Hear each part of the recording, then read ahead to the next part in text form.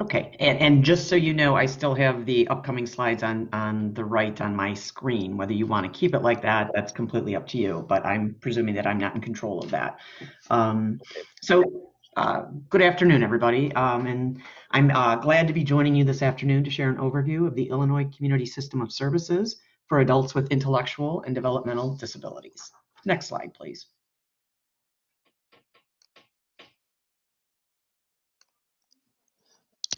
I'm unable to do it. It's not responding to mine either.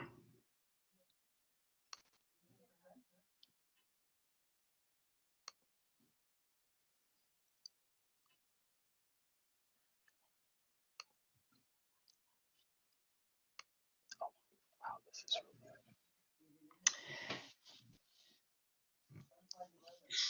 So how about if I just start talking about some of the upcoming slides that we're going to see? I can see at least on my screen that attendees may have a preview of the slides on the left side of their computer screen. But the topics that I wanted to cover today include eligibility, entitlement, and payment for adult services. something's wrong. I'll try and provide a sort of a broad overview of the adult disability system in Illinois. Talk about how people access services, briefly talk about guardianship and other benefits that adults may qualify for, and then throw out some ideas for what you as a parent may be able to do to help your child who is becoming an adult.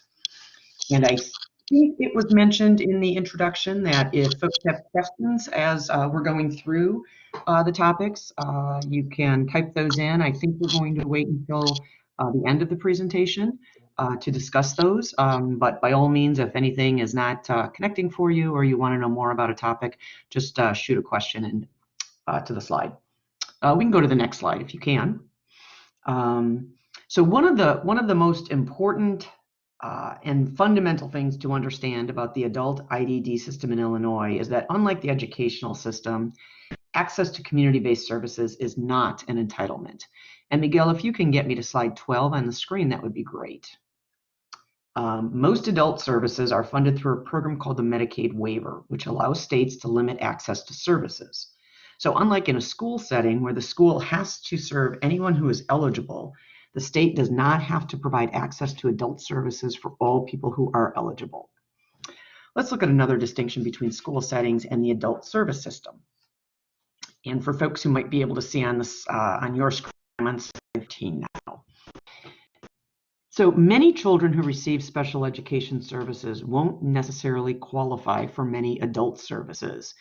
Having an IEP alone does not make somebody eligible for many of the adult services that exist in Illinois. And we lost the slides. There are different, generally stricter eligibility criteria for adult services. In order to qualify for many of the services that we'll discuss today, your child must have a diagnosis that meets the definition for an intellectual or developmental disability. I'm going to move on, although Miguel, my screen now lost those slides. So there are some services offered through the Division of Rehabilitation Services, such as employment, support, and personal care assistance that are available to people that don't have a developmental or intellectual disability. My presentation is going to primarily focus on services specific to adults with intellectual and developmental disabilities, such as residential and day training programs. So I want to talk for a minute about what constitutes what we call an intellectual or developmental disability, because again, it is a more specific set of criteria than what might be required for a child to have an IEP. And if we can advance to the next slide, that would be great. So an intellectual or developmental disability is a category that defines a condition with an onset before age 22. That's slide 16. We go back to 14 if that's possible. So a condition with onset before age 22 that is attributable to a mental or physical impairment or a combination of those impairments. Thank you. that results in substantial limitation in functioning in 3 or more of major life areas. And you see those life areas on the screen now. Self-care, expressive and receptive language, learning, self-direction, capacity for independent living, and economic self-sufficiency. And intellectual or developmental disabilities is likely to continue indefinitely, and it reflects the need for a combination and sequence of special, interdisciplinary, or generic services, individualized supports, and other forms of assistance that are lifelong or extended duration and are individually planned and coordinated. Now that's a mouthful, and I realize that is the federal definition for developmental disability. And again, I share it because we have many, many more children in special education services than would meet the qualification or the eligibility criteria for adult services. If we can move on to the next slide, I'd like to talk for a few minutes about how adult services are funded. And again, I'm now speaking specifically to adult IDD services, not the more generic services that adults with other types of disabilities may be able to access. So most of the adult services for our population of people are funded through the Medicaid program, either Medicaid directly or a program called the Medicaid Waiver Program. I mentioned that earlier. Your family member must enroll in Medicaid in order to be eligible for services and will likely qualify regardless of family income based on disability diagnosis. So many of us are accustomed to thinking of Medicaid as a health insurance program for poor people. And while indeed that is how the Medicaid program was begun, it is also the primary pay for adult services for people with intellectual and developmental disabilities across the country. And so again, in order to be able to access those adult services, somebody has to apply for and be eligible for the Medicaid program. And again, for our folks with an IDD diagnosis, family income or their individual income is not going to preclude them from being eligible for Medicaid. DRS, I mentioned, the Division of Rehabilitation Services, are funded through state tax dollars and federal support. And again, some of our IDD population does access DRS services. I'm focusing more today on the Medicaid and Medicaid waiver services. Families certainly can purchase services privately. The cost of residential services, as an example, is generally going to be prohibitive for most families. So typically we would look at an annual expense of between $70,000 to $100,000, and that's obviously beyond the means of many families who might be interested in that kind of services. An important thing to understand is that unlike school services, your property taxes do not impact adult services in your community. So sometimes people think that they live in an area where they might be paying what they feel are higher property taxes and have an expectation that they're going to see some commensurate level of services availability or quality in their local community. And the two are completely unrelated and disconnected. Unfortunately, Illinois ranks 47th lowest in the nation in fiscal commitment to community services and is generally regarded as an institutionally oriented system which underfunds community services. So I think that's not a very optimistic message for folks if this is the first time you're hearing it, but I think it's important to understand the landscape in which Illinois IDD services exist. We can go to the next slide. So this is more, the next slide includes some of the acronyms that we like to use, a little bit more as a reference for you, and hopefully some of these would be familiar to people who are participating in the webinar. Again, we refer to the population that we're talking about as people with intellectual and developmental disabilities, which we often shorten to IDD. So that, and again, I shared earlier the criteria for eligibility. IDD itself is not a diagnosis. It is a sort of an umbrella under which individual diagnoses fall. DDD is the Division of Developmental Disabilities, and that's the relevant state entity that oversees and manages services for our population. So again, folks may be familiar in the school settings with ISB, the Illinois State Board of Education. As people move into the adult service delivery system, the Division on Developmental Disabilities becomes the involved state agency. You may have heard the term CILA before. It stands for Community Integrated Living Arrangement. What I generally tell people is just to sort of translate that into a group home. That's kind of the more generic terminology that people are typically more familiar with. So in Illinois, group home settings are licensed as a community integrated living arrangement. We're going to talk in a little bit more detail about what constitutes that program, what are some of the different ways that those services are provided, because that's often one of the types of services that people are most interested in finding out more about. DT stands for Developmental Training, which is the most typical day program that people participate in. Many agencies offer services generally Monday through Friday in a setting, and people do a variety of different activities. Again, we're going to talk a little bit in more detail about what that program looks like. An ISC stands for an Independent Service Coordination Agency. That's an important entity for anybody who's coming into the adult service delivery system to be familiar with. There's a little bit of transition taking place with ISC organizations across the state right now. The state recently rebid those contracts, and there's been some consolidation. So some of you who may be initially reaching out to an ISC organization in your community may find that there's a little bit of disruption taking place. Hopefully, if that is the case, that will balance out in the near future. And we'll talk a little bit more about what the ISC organizations do for people who are seeking services a little later on in the discussion. PUN stands for the Prioritization for the Urgency of Need for Services.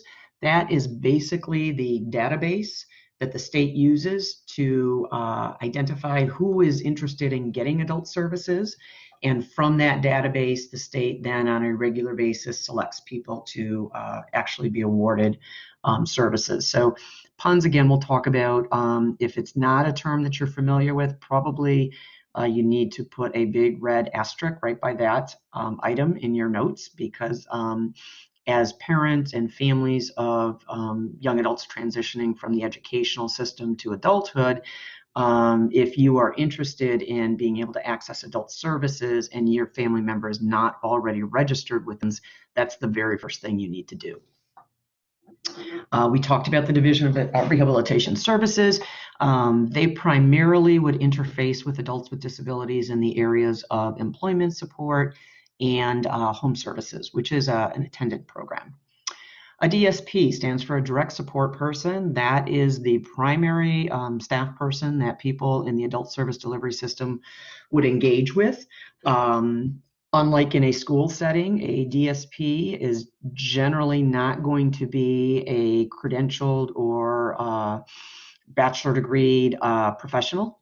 It is most often going to be somebody who has a high school degree, may have extended experience, may have some other qualifications, but that's the staff person who is most going to interface with people directly.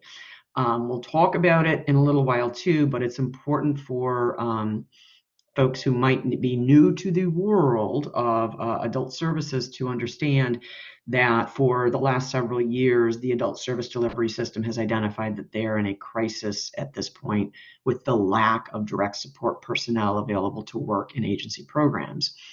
That's largely due to limited resources that the state invests in community services. And this takes us back to our being 47th lowest in the nation in investing in community services. So what we find now is that many people who in the past might have been a direct support person are finding that they can make better wages and probably have less grueling work to do working in any one of a number of other employment opportunities, such as Target, Dunkin' Donuts, Amazon, Walmart, all of which are paying well above minimum wage right now. QIDP stands for Qualified Intellectual Disability Professional, and that would be, I tell folks to think of a case manager. Most people who receive adult services are going to have somebody that they are connected to who has that QIDP designation and has responsibility for overseeing the clinical aspect of delivery of services. And HBS stands for the Home-Based Services Program. That's different than the DRS Home Attendant Program. Home-Based Services, we'll talk a little bit about in a few minutes, is a program that the state has whereby families would receive access to financial resources to kind of purchase their own services to keep a family member at home with them. And we can go to the next slide. Thank you. So we're going to talk about 4 major categories of adult services. If we can go to slide 17, that's great. Those categories include residential services, employment services, day program services, and home-based services. Next slide, please. I'm going to start with different types of residential services that are available to adults with intellectual and developmental disabilities. We talked a few minutes ago about the CILA, Community Integrated Living Arrangement, or group home setting. Presently, we've got just over 11,000, probably closer to 12,000 people now across the state of Illinois who receive that type of services. I'm going to go into a bit of detail about that program. Supportive housing is a program category that we're hearing more and more about. We don't really have a structured supportive housing program in Illinois for people with intellectual and developmental disabilities. However, many agencies and many families, quite honestly, are interested in exploring this kind of a model. It enables people to live a little bit more independently, but also provides them with some staff support. An intermediate care facility for developmentally disabled, or an ICFDD. Illinois has a rather large population of people living in these kinds of settings compared to other states. We've got just over 4,600 living in those settings. And ICFDDs really range in their characteristics, their nature. They can be small and similar to a group home where there's 4 people living together, or they can be larger settings or campus settings. So there's really tremendous variability in what an ICFDD looks like. And again, in a few minutes, we'll go into a bit more detail and try and give you a little better sense of what that program is. Another category of residential settings is what we call a state-operated developmental center, or the acronym is SODC. And SODCs are not generally something that people can kind of easily get into. The state really controls entree into those settings. They're very, very expensive to run. And so the state obviously has an interest in not having a lot of people in those settings. We'll talk a little bit about what the service profile and recipient profile is in those settings in a few minutes. So let's go on to the next slide, because there are different kinds of CILA settings or group home settings. The most common type is an agency-based setting, whereby an agency owns a property and supports people to live in that setting. There's also an element of the CILA program which is called family-based, whereby a person may continue to live at home with their family, but would be connected to a service agency who would provide limited staff support in the family home to help the person. A host home setting is sort of generically, think of it as adult foster care. There are some different elements to it, but typically in a host home setting, there is either an adult or a family that has 1 or 2 people with intellectual and developmental disabilities who live with them really as a family unit. There's typically some support from an agency for some respite hours for the family. And then intermittent CILA, we talked a little bit about when we were speaking about the supportive housing program.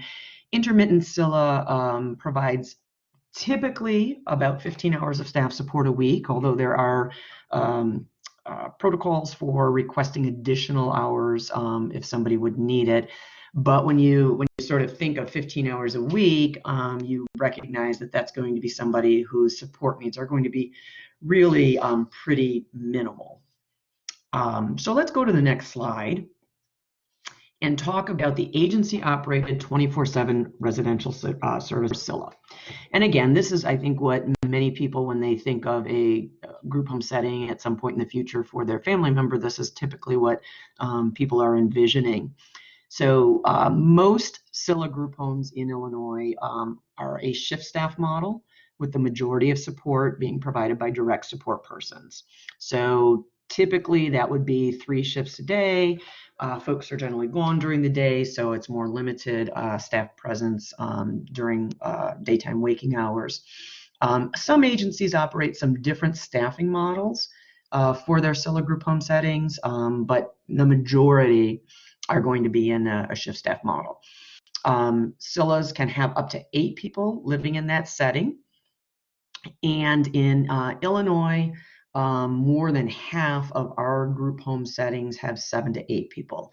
Now, when the CILA program began, that was not the case. Unfortunately, what has happened over the past certainly decade has been that as agencies are struggling both to staff settings and also to be able to maintain services with limited reimbursement from the state, what they've had to do was consolidate settings to a large degree, so that now there can be up to 8 people living together. I should point out that while it certainly is ideal that everybody would have their own bedroom, that's not a requirement and isn't necessarily the case in settings where there's 8 people living. Finding an 8-person home, eight bedroom home, is obviously not the typical sort of residential setting that's available. So you can imagine that there are some challenges where people may be sharing bedrooms, and that can certainly create some stressors in the living situation. CILAs have very limited nursing services. When the CILA program began, there was really no nursing services tied to that program. Over time, the services that are available are mostly linked to the med administration activity that takes place, meaning that the direct support staff are authorized to administer medications by a nurse. There are opportunities for people with more medical and medical support needs to live in CILA settings. Realistically, it's a challenge both for organizations to secure the resources from the state so that they have adequate nursing personnel, and then also nursing is another area where it's a highly competitive field. There's tremendous shortages, and so just being able to find the personnel to carry out those duties is challenging.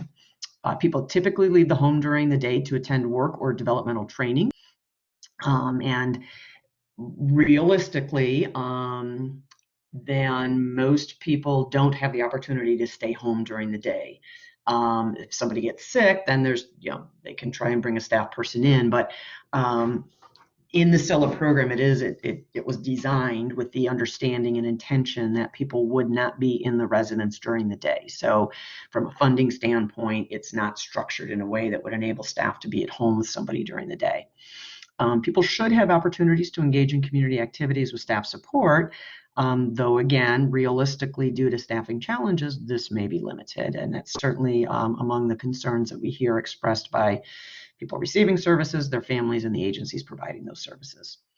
CILA sites generally, though not always, have a vehicle available for transportation, and in order for a person to receive CILA services, they have to be awarded funding by the state, and that's through that PUNS process. Why don't we go on to the next slide? So briefly, there are other types of CILA services, though again, the vast majority of people who receive CILA services do so in that agency-operated model. Family-based services is, again, where a person would remain at home and has access to staff support coming into their home provided by a licensed CILA agency. Again, it's typically limited to 15 hours a week, and also includes attendance at a day program during the day. Intermittent CILA is comparable to family-based CILA in terms of the amount of services available, but the person typically lives in their own home or apartment, and then has staff support that comes in on a very intermittent basis. And the person may work or attend DT. And then, as we talked about previously, in a host home, person lives in a home that may include one other person receiving services, and a family member, and a family or individual sort of provides that daily support in lieu of a staff person. I should point out that the host home model is really increasingly being a model that agencies are trying to develop, both because the number of people living together is smaller than in a traditional CILA, but also with the staffing crisis, agencies are just really challenged to find the shift staff to work in those settings. Let's go on to the next slide. So I had mentioned an ICFDD setting, and I want to talk a little bit about that program, because this is one of the only options available to adults with intellectual and developmental disabilities that doesn't require the state to award funding. But I want to talk a little bit about how you can access that service if that's what you're interested in. So similar to a CILA setting, the shift staff model is how those settings are staffed, with the majority of support provided by direct support staff. ICFDDs are may be operated by private sector community agencies, many of which also provide CILA and other IDD services. So it is not unusual for an organization to have an ICFDD as well as CILA settings in the community. ICFDDs can range in size from 4 people to more than 200 people. On-site nursing personnel, there is on-site nursing personnel in settings that have 16 or more people living in an ICFDD together. So that is a distinction from the CILA group home settings, where you do not have nursing staff on duty 24/7. Typically, again, people leave during the day to attend off-site developmental training, or they may work. And any person who meets eligibility requirements may receive the services if there's an opening. So this is the one, I say, quote unquote, entitlement program. And I say quote unquote because it's different than the entitlement works in a school setting. And the example I use to best explain this is if 3 families walked into a school setting and each had a child who qualified to attend that school, the school has to come up with 3 desks and serve all 3 of those children. Not so in an ICFDD. If there is an opening in an ICFDD and 3 people are eligible and meet the eligibility criteria, the ICFDD does not have to serve all 3 people, and in fact could say that they weren't equipped to serve any of those people. So while it is an entitlement, it's a very different type of entitlement than what families are typically used to in a school setting. Let's move on to the state-operated developmental centers, which is the next slide. And again, admission in this program, there are 7 SODCs in Illinois. Admission is typically limited to people in crisis with support needs beyond what can be met in a community setting. So it's not, a family couldn't just say, I want my child to be in an ICFDD, and that automatically happens. It's a very challenging process to get somebody admitted. The DSPs in an SODC are indeed state employees. People typically attend off-site DT.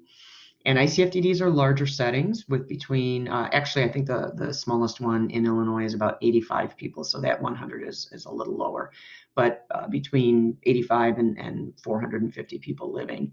ICFDDs have a full complement of nursing, medical, other therapy services, available directly in that facility. Interestingly, Illinois has 7 SODCs serving approximately 1,700 people. That makes us the 3rd highest census for SODC settings across the country. 14 states have no state-operated development centers, and 16 additional states serve fewer than 200 people in those settings. So Illinois is rather behind the times compared to other states in our continued reliance on state-operated developmental centers. Next slide, please. Supportive housing, again, is not a formal program, but there's a lot of interest in establishing a model of this type of service for the IDD population. Supportive housing is more typically a service available to people with serious mental illness, the homeless population, veterans. We're looking to try and create a model that works for the IDD population. And with other populations, it generally includes access to low-income housing and ongoing supports to enable the person to live in their own home. Settings are often apartments in a building, which may, but isn't necessarily, exclusively for low-income people, and may, but isn't necessarily, designed for people with disabilities and/or elders. So probably many of you can envision those types of settings in your communities. And again, there's a lot of interest and effort in trying to expand that program model to the IDD population. Next slide, please. So I know employment is always a topic of interest to families whose children are leaving school settings. This just outlines a few of the different types of employment programs available, as well as other daytime activities. DRS is the sort of first employment organization or division within the state, and they do serve people with intellectual and developmental disabilities, sometimes directly, sometimes through subcontracts with community agencies, or they may identify somebody as being ineligible for their services, in which case a person can then seek out services from a community agency. Many agencies across Illinois that serve adults with intellectual and developmental disabilities have various types of employment programs to try and help people obtain and maintain employment. There are some of those agencies that have facility-based employment services. So that is generally seen as generally considered a workshop setting. Some of those settings operate under a 14C certificate, which we'll talk about in a moment, meaning that they can pay sub-minimum wage. There's some of those facility-based settings also pay minimum wage and higher to people. Individual and group models of employment. There are some programs across the state where small clusters of people with a supervisor would be employed either in a business or doing different types of paid work in different settings. Some of the state contracts, for example, for cleaning and stocking rest stops, cleaning state office buildings, is a group model of employment where you might have 4 to 6 people with a supervisor who are carrying out their work tasks. Customized employment, individual placement model are efforts to really do a more intensive evaluation of a person to determine their employment interests, their capabilities, and really try and create a very customized plan for helping the person obtain and maintain employment. It is an approach to employment that is growing in Illinois, probably not as far along as it is in other states. Doesn't necessarily have a whole lot of resources attached to it, and as I've described it, you can envision it's a pretty intensive, staff-intensive model. So while there's a lot of interest in it, there isn't necessarily the resources in place to support that on a large scale. Micro businesses are opportunities where people may have an interest, a skill, a talent, a hobby, and they, like many people, try and build a business around that. And there certainly are some agencies in Illinois that support people to establish their own micro business. Sub-minimum wage, or a 14C certificate, is a fairly prevalent employment structure in Illinois. We have the second highest number of 14C certificates in the country. So that tells you that it's a model that organizations use. What that does, and folks have probably heard a lot of conversation about sub-minimum wage. There is a process by which an agency or a 14C certificate holder, it's typically a nonprofit agency, evaluates a person's work productivity and compares that to the typical productivity, and then is able to adjust payment to compensate for where that person falls in terms of their productivity. As I often say, I probably wouldn't want people measuring my productivity at certain times because I may not be that productive. So there's a lot of effort nationally and even here in Illinois to withdraw that option so that everybody who is working would be have to make minimum wage. Workforce Innovation and Opportunities Act, I just want to touch on briefly because particularly for students transitioning out of high school, there are some specific requirements that are in place now. It's been in place, the act is a 2014 act. It became enacted and in 2017. One of the provisions, and we always intended to help lots of different populations obtain and maintain employment. It's not specific to our IDD population, but one of the provisions of WIOA is that transition age youth, and that I think extends up to age 24, cannot go directly into a sub-minimum wage employment opportunity without first having some counseling and without first having some opportunities to explore paid employment. So in the past, some people may have transitioned from a school setting to a workshop setting where they worked on a 14C certificate. What WIOA does is say that while that still can happen eventually, it can't happen immediately, and has some requirements that have to be met before that a person could do that. I will say one of the things I do think that's a bit of a misnomer. I think when folks generally think about a 14C certificate, there's this vision of people working, kind of slaving 8 hours a day in a sweatshop. And that while I can't say that doesn't exist anywhere, I can say that broadly, I've been in hundreds of programs across the state. That may be a component of what people do during the course of a week. But for many people who might have some employment with an organization in this capacity, it might be 2 hours a week. It might be something that they do, a half day. It's not necessarily how people spend their entire day.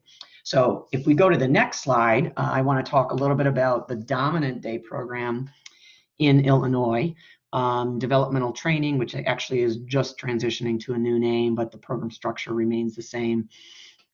So developmental training is an authorized service for people receiving CILA, SODC, and ICFDD residential services, meaning that if somebody is in one of those residential settings, they also qualify automatically for attending a developmental training program. Developmental training must be provided by a licensed agency at a certified site in order to be reimbursed by the state. We'll talk about how that is impacting some interest among particularly families whose kids are coming out of schools. Families may purchase developmental training through private or home-based resources that they get. It's probably a little more attainable through private resources compared to, say, residential services. State is designing a new model of day services that will be called community day supports.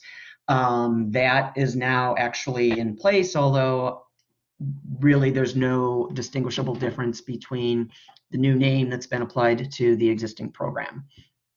Most DT services are provided in settings that exclusively serve people with IDD, although people may leave the setting during the day to access community services and resources. So for example, a vehicle may pick up a person from their family home, they may go to a facility, they may do some classes there, they may work, and then they may go out to the library, for example, or they may go to do some grocery shopping for a cooking class that they're doing at the site. So it doesn't mean that people stay at a facility for the entire duration, although the payment to agencies does not distinguish between people receiving services on-site versus in the community off-site, which typically obviously is more expensive and more staff intensity. So while agencies, many agencies do really strive to have people do leave the site and do things in the community, again, we're seeing some contraction of that activity just with the fiscal impact hitting agencies. Agencies are paid 5.5 hours of DT daily, which may conflict with parents' work schedules for people who live at home with their families. So, you know, typically a person may get picked up if they were at home, for example, at 8 a.m. and would probably be returned home by about 3 p.m. So that schedule may not work well with families who may have jobs that have different schedules. And there is definitely a growing interest in non-site-based daytime options. That takes us back, though, to the dot point number 2. There are some creative things happening in many communities across the state that families are interested in having their family member participate in. However, they're being done at organizations or by organizations that are not licensed and certified, so the state cannot pay for those services directly. Let's go to the next slide, and I'm going to sort of condense the next few. I know we're coming up on the timeline. I'll try and wrap up in 6 minutes so that if there's still time for questions.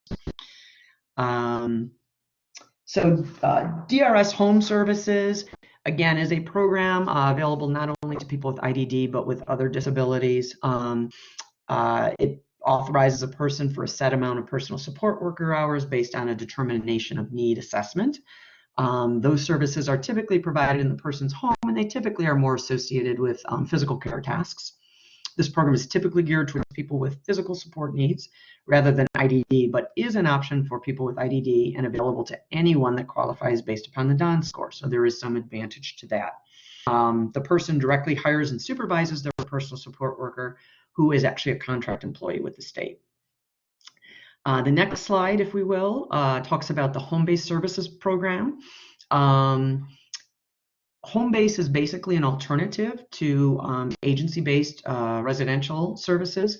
And under home-based, a person becomes eligible for a monthly allocation, which is approximately $2,200 a month, that can be used to purchase whatever services are needed by the person. Those services can be purchased from an IDD organization, such as developmental training. They can be purchased from a generic organization in the community, such as transportation, or services can be provided by a family member, which is what we see in terms of the billing is the dominant use of home-based resources. Home-based funds cannot be used to directly purchase services from a non-licensed agency, such as special rec or unlicensed day services. What we find is that families may use those the home-based service resources, and they themselves may be the personal support worker, and then once they are paid for their personal support work, they can use those funds to do whatever they want. So they may then go ahead and use them to purchase special rec or other services that they can't use to directly purchase. Home-based services must be awarded by the state and is not available to everyone who is eligible for services. So just like CILA services, somebody has to be selected. Let's go to the next slide. So accessing services. Adult IDD services require the awarding of funding by the state. In order to qualify, as I said earlier, you must enroll in the PUN system through your ISC and obtain Medicaid insurance. So I've got a fairly lengthy web link that would take you to the state's page that would tell you how to find out who your ISC agency is. DRS services can be accessed through your local DRS office, and likewise, we've got a link to those offices. ICFDD and crisis services you generally go through the ISC to find out about those services, or if a family said, we're in crisis, we need services, we can't wait, you have to go through the ISC. So again, if anybody who's participating in the webinar or who hears it as it's recorded doesn't have a connection to an ISC and hasn't enrolled their family member in the PUNS, those are the things that you want to take care of first. Let's go to the next slide. Just got a few more to go. One of the things, I just make one slide on this topic because I find that there tends to be a misperception that parents need to obtain legal guardianship for their child in order to receive adult services, and that is simply not the case. That's really a discussion that families should have, hopefully involving the family member with the intellectual disability, and probably with an attorney, but it is not a requirement that a family obtain legal guardianship in order for their child to qualify for adult services. And then just a short list of some other services that your family member, as they become an adult, may qualify for. Medicaid, we talked about that already. The SNAP program, Supplemental Nutrition Assistance Program, Supplemental Security Income, which is a income support program. Our folks with IDD often qualify for Section 8 and other housing voucher assistance programs. And then ABLE is a new program. I've given you a link here, and it is a way for families to be able to put away financial resources for their family member and not have it impact their eligibility for services. So it's fairly new, but it is something certainly that parents may want to pursue more. Let's go to what I think is the last slide. So what can I do as a parent? And if I haven't said it enough and you're not enrolled in the PUN system, that really is the first order of business. Make yourself known to your local representatives who go to Springfield.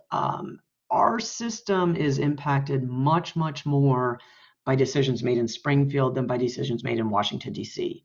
So our state senators, for example, Dick Durbin and Tammy Duckworth, have much less to do with the funding and the availability of services in Illinois than whomever your local representative and senator is that goes down to Springfield and represents you. And those folks need to know that families want community services, that having young adults leave school and have nothing available to them that's going to help them to continue to grow and be productive is just unacceptable. And that's really where families have a much stronger, more powerful voice than those of us who are professionals in the field. Become familiar with service providers in your community. They often have open houses or other ways for you to find out what services they offer, and be able to help start making some decisions about what you're looking for your family member for the future. Some of the resources that are available for networking. The ARC of Illinois certainly is a great resource that is geared towards families and people who receive services. Autism Speaks is another good organization. And Illinois, interestingly, has a Facebook group. I don't have a link for it because it's not a website, but it's called iPad, Illinois Parents of Adults with Developmental Disabilities. You are a social media user and are interested in connecting with that group, just find them in your Facebook account and ask to join. You can certainly tell them that I sent them your way, but it is a good resource for families to share a lot of information and get answers to questions when they need to.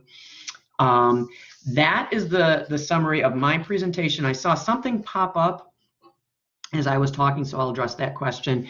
Can you get DRS and DDD services at the same time? Certain ones you can. So the DRS personal attendant program is you cannot receive that service and also get, for example, the home-based program through the division. You have to make a choice between those two programs. The DRS employment program is a program that you can is complementary to other DDD services. So, for example, somebody who lives in a CILA group home could also get employment services through DRS. But again, it's the home attendant program that is the one that if you get chosen for other services in the Medicaid or Medicaid waiver system, then you have to exit out of that program. Did we have any other questions that came in, Miguel, that we want to try and address? Sure. No, we don't have any other questions at this point. If anyone does have questions, they can contact Kathy at the email right here that we have. Thank you so much, and thank you, Kathy, for that very informative presentation. Thank you, everyone, for attending. There's one last thing. We are asking you to participate in a poll on your satisfaction with the webinar.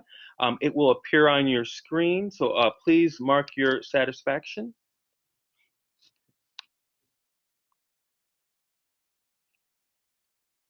And once you're done with that, everyone, please have a great rest of your day. Great. Thank you so much.